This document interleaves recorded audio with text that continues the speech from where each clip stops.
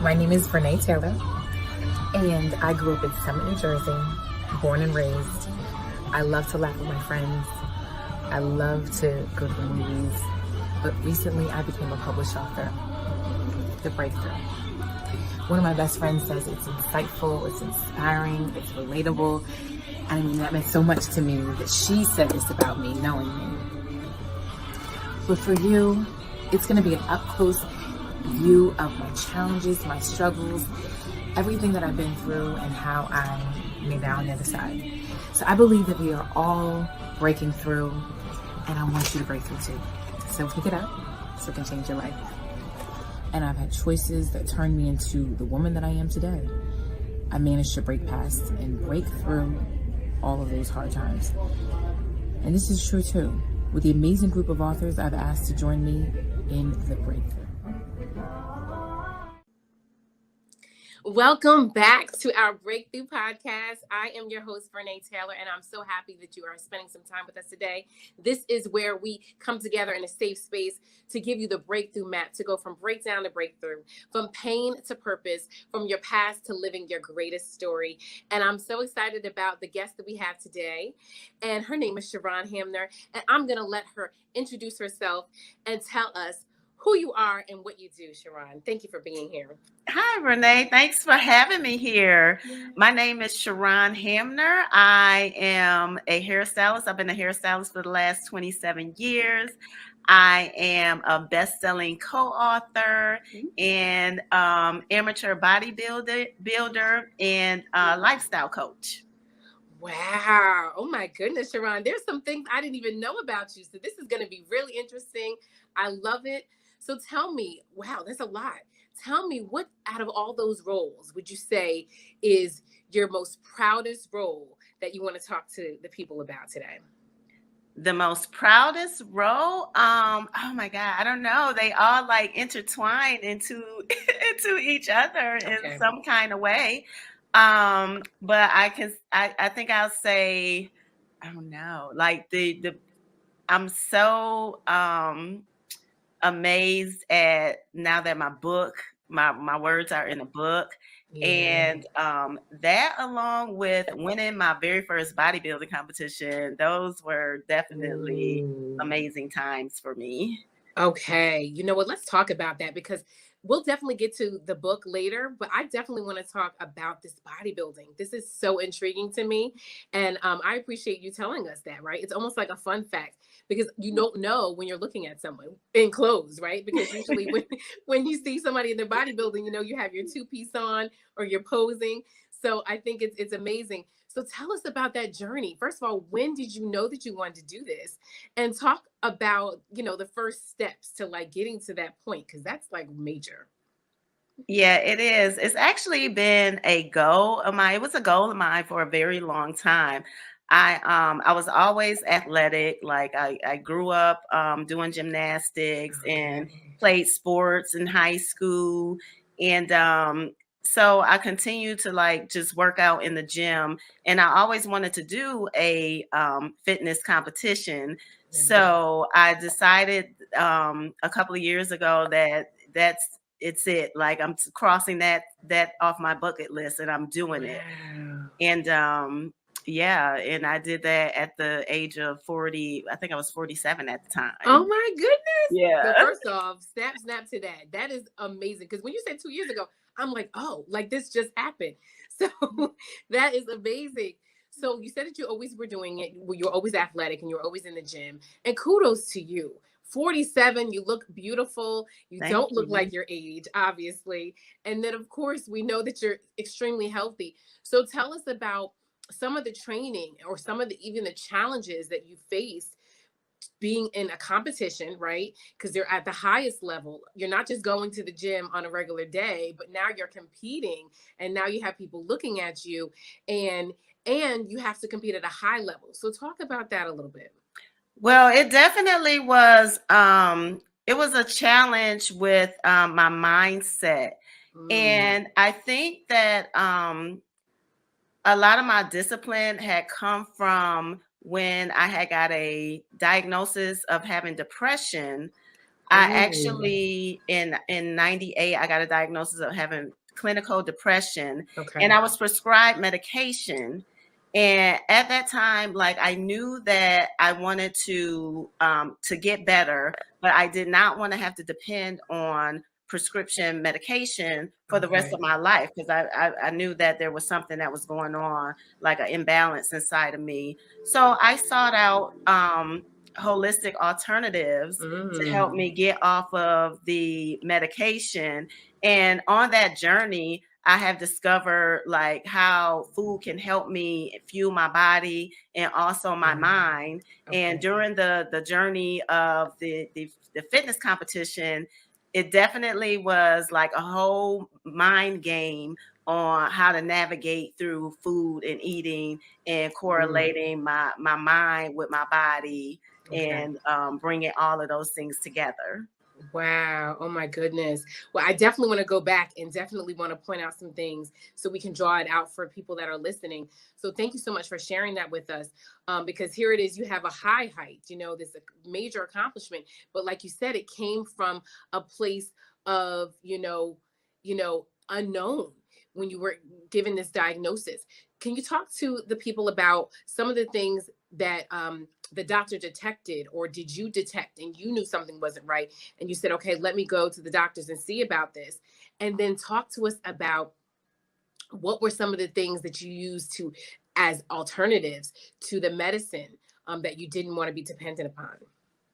Yeah, it was actually I took it upon myself. I had been in counseling like for a very long time, Okay. but it didn't really seem like it was working. And then one day I was just at work. At this particular time, I was working in an office setting and I had benefits, and I went to HR to see like what type of plans that could help me with my Right. benefits. And I just decided to check myself into a mental health institute Wow. Good for on my own. you. My family didn't even know anything about it. I called them once I got checked in and everything and let them know what was going on. But I just knew that something was not right and that it could be better. Wow. Oh my gosh, that is so awesome, Cheron. And thank you for sharing that with us, because that was big for you. To really take matters into your own hands and just know something's not right. I want to get better. I love that, right? Because Hmm. a lot of times, I know for me, I've been in therapy for the past 10 years. So I believe in it. I believe in counseling, talking to someone, getting better insight, whatever it is that you need to do. I love that you decided that, you know what? It's not even about taboo. It's not about people judging me or you judging yourself. It was really about you knowing, okay, I'm at this place, but I can always be further along.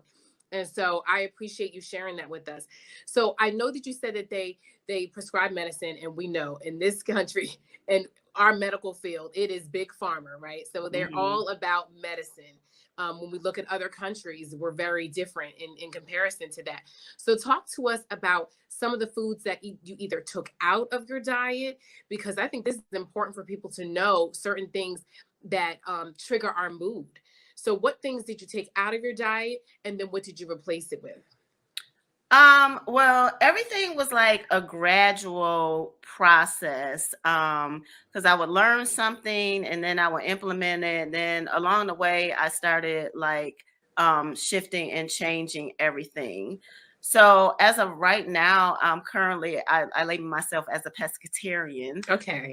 But I eat more of like a vegan lifestyle. Okay. And Nice. through that, like I've just learned like what type of foods, like I kind of pay attention to how my body responds to the food.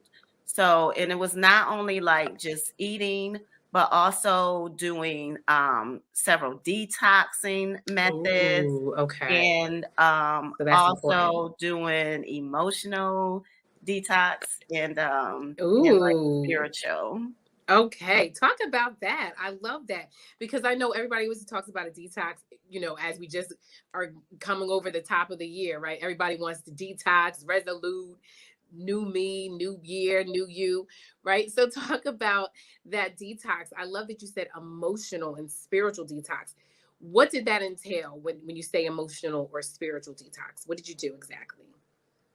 Um, well, that again has been a process, and I still work on it like every single day. Yeah. Um, a lot of it is just like rewriting the stories I love that, Cheron. that I picked up growing up, Yeah. and actually going back to who I am, who I came here to be, and remembering the little girl inside of me, Okay. and like tapping into her and what it is that she needed at the time when she was Mm. growing up, when she felt like she wasn't being supported, and being able to be in that space to give her what she needs, as if I'm taking care of her now. Wow. First off, Siobhan, first of all, when you said rewriting stories, that is literally like my tagline, daring to live your Hmm. greatest story.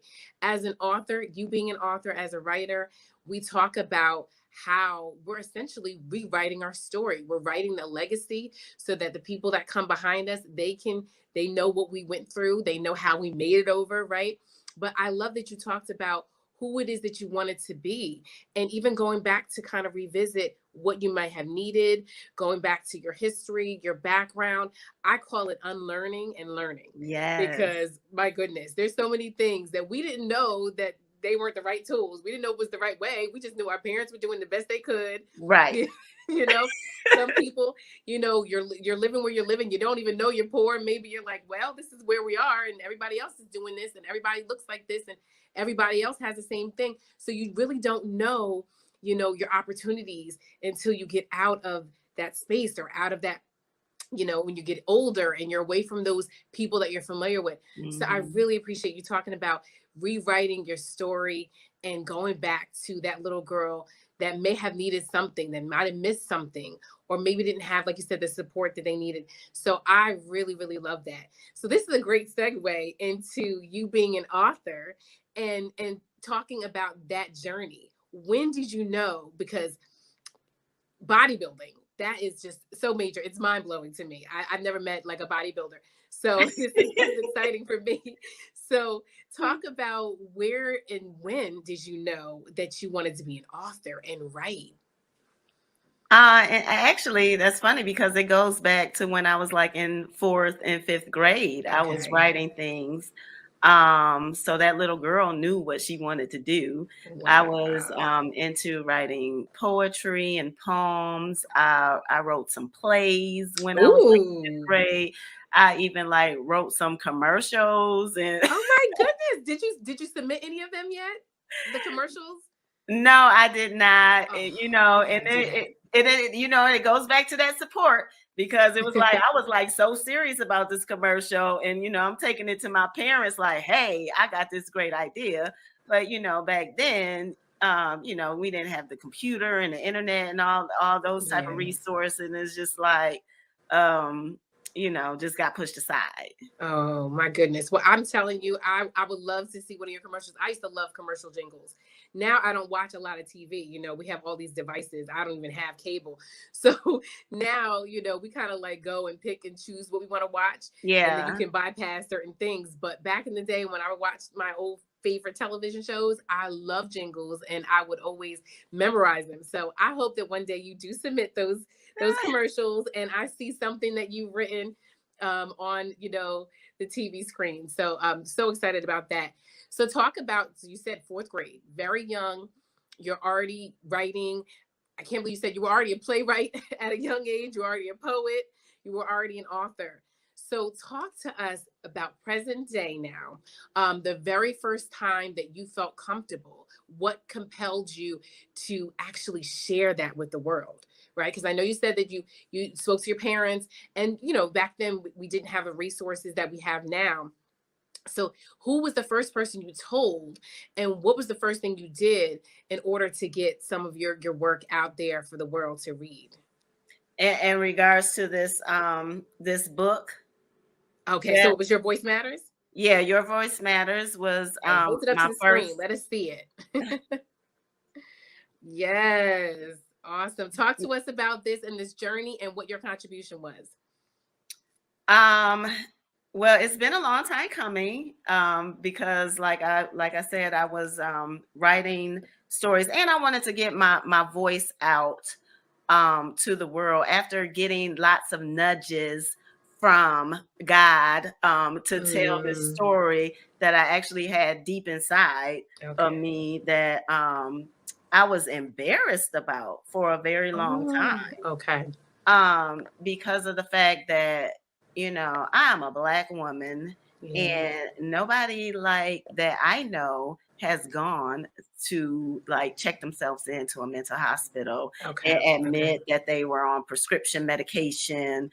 And like it would, I was afraid of being like labeled Okay. crazy. Mhm. Right. I know what you mean. I can relate. Absolutely. Yeah. Absolutely. So my ego did not even want to tell the story, but God said something else, and Yeah. that I needed to get my story out to help other women who are struggling with getting the help that they need and getting their voice heard, and realizing that everything about them matters. Yes. Oh my goodness, that's perfect because, like I said, it's the book is called Your Voice Matters. It's an international bestseller, so you are It an is. international best-selling author. So congratulations to you for Thank that. you. But I love that you talked about, feeling like the ego that doesn't want to allow you to be vulnerable to share that story. But believe you me, there are so many people that can relate. I can personally relate in my family and on a personal standpoint, where now what we're going through as a nation, I'm sure a lot of people are feeling a little off kilter, Yeah. and they can't really truly identify it. But I love that you're talking about this right now today, because there's people that are listening. They're going to know, wow, maybe it's something that I need to look into. Maybe I need to write it down, whether it be journaling, whether it be you're talking to a friend if they're not ready to talk to a counselor, right? Or Hmm. if they're not ready to check themselves into a facility. It may just be one other person that can be a lifeline, that can give them some insight, or they can just get it off of their chest. So I really, really appreciate that you took that, you took the initiative to really take hold and empower yourself, to just get better. I just love that you said getting better, and that's all it's about, getting better. I think we really need to focus on mental health in this Yeah. country, because my goodness, it would solve a lot of issues that we're dealing with right now. So thank you for that.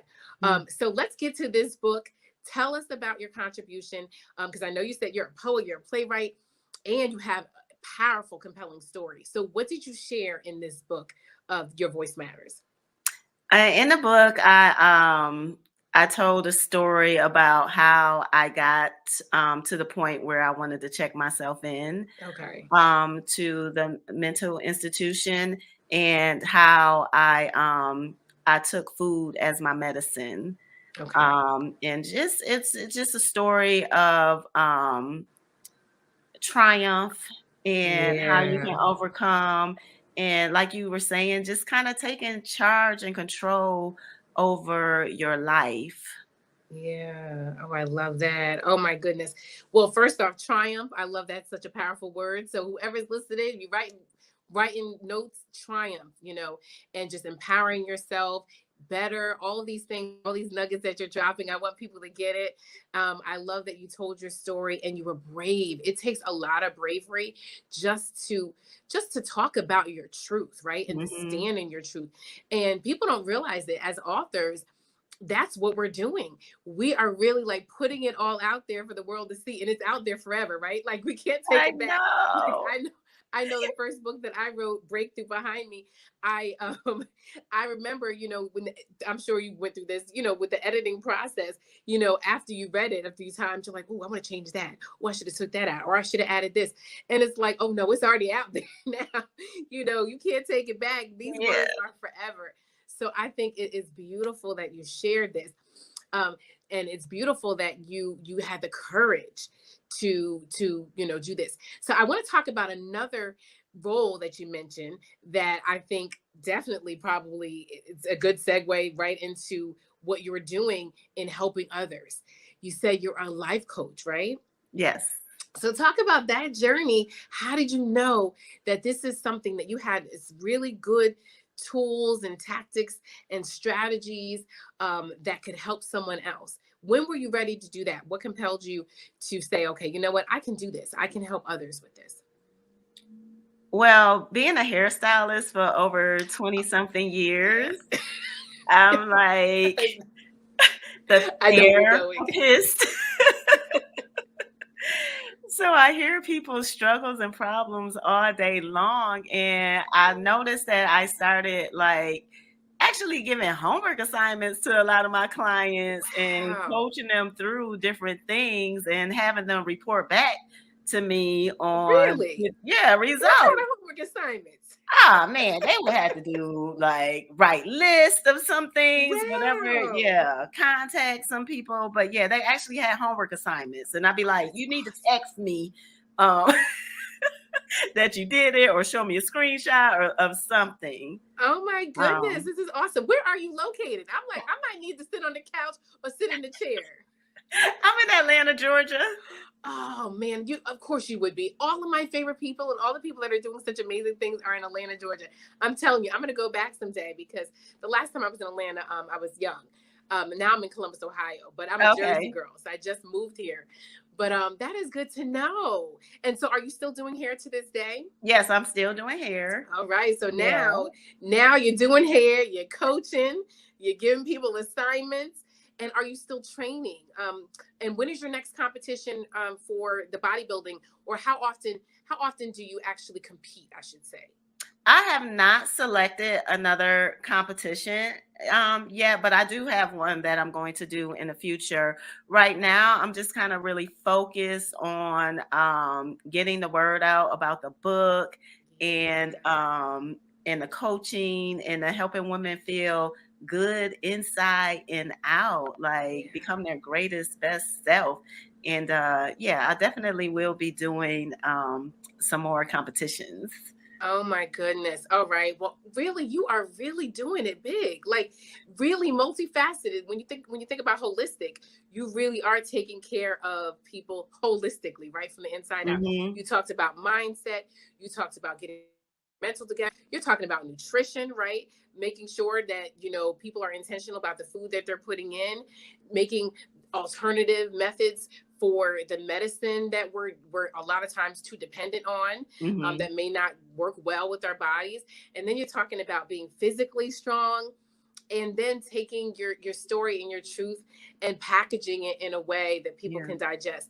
I am just like so excited for everything that you have going on, and it's so beautiful Thank the you. way that it all came together for you, and simply because you were honest with yourself about where you were but where you wanted to be. I think that's the most important Exactly. thing, and that's what breakthrough is about, right? Going from pain to purpose, breakdown to breakthrough, from your past to, like you say, rewriting and living your greatest story. So I don't know if you would like to, but I would love to see if you would want to read a little excerpt from your contribution of Your Voice Matters, and then we'll talk about a little bit how people can pick that up and where they can find you, of course. Let me see. Let me see. So, anyone listening, guys, just so you know, we are talking about Your Voice Matters. It is the international best-selling book. It is a compilation book. It's a beautiful contribution. As we spoke at the height of the pandemic, at the height of racial unrest in our country, we are really talking about our experiences. It is raw, it is real, it is unedited and unfiltered. And we are talking to Cheron Hamner, who had an incredible contribution to this work. So she's going to read an excerpt from this part in Your Voice Matters. Okay, so the story starts where like I started to realize that something was going on, and I'm going to pick up in the middle. Okay. I recognized that something drastic had to be done. I decided to check myself into a mental health institution. I had been to counseling before, but a mental hospital, that's for crazy people. You're not crazy. People like and love you. You're Black. You're a Christian. You go to church, just pray it away. Tell the devil he's a liar. Pull yourself up by your bootstraps. said the voice in my head. I was a lion trapped in a cage. I wanted to break free and I needed help.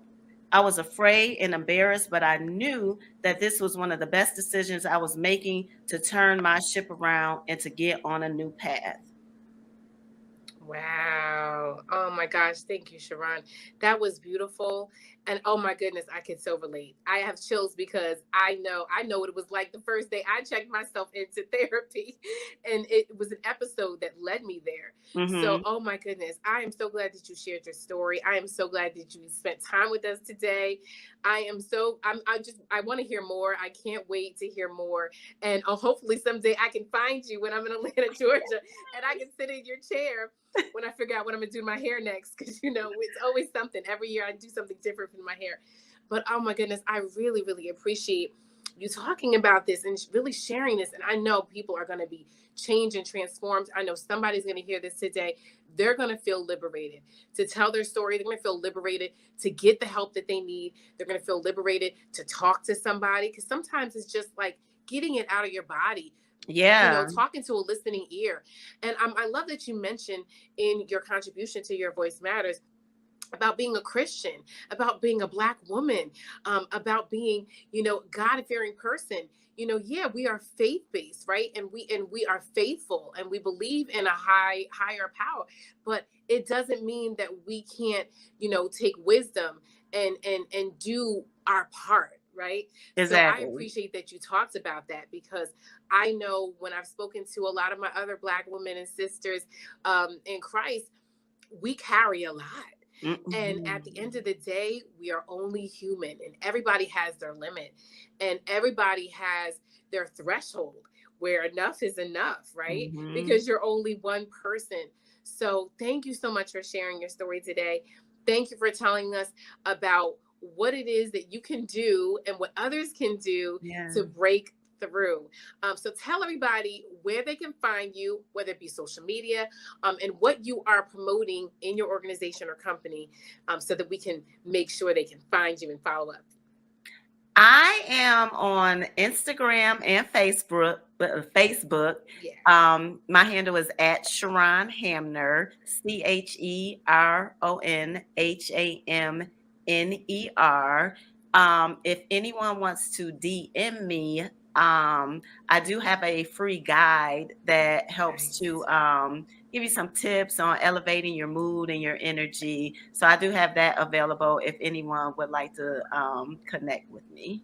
Yes. Oh my goodness. You guys definitely have to pick up this guide. I'm going to have to DM you and get that guide as well to see what I can do to help elevate my mood. I'm sure we can all use it right now with everything that's going on. For me, it's the sunshine. That's what elevates my mood, fresh air and the sunshine.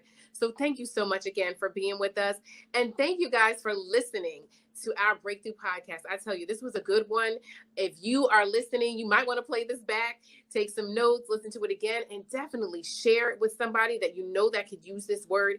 Make sure you like and subscribe our Breakthrough podcast across all streaming platforms and all social media platforms. Remember that we are here to give you the breakthrough map to go from breakdown to breakthrough, from pain to purpose, from your past to living your greatest story. Stay locked in every Thursday, 11 a.m. and 4 p.m. in the UK. Thank you so much, Cheron, for being with us. Thank you guys for another amazing episode of our Breakthrough podcast. Till next time, keep breaking through. Yes. Bye.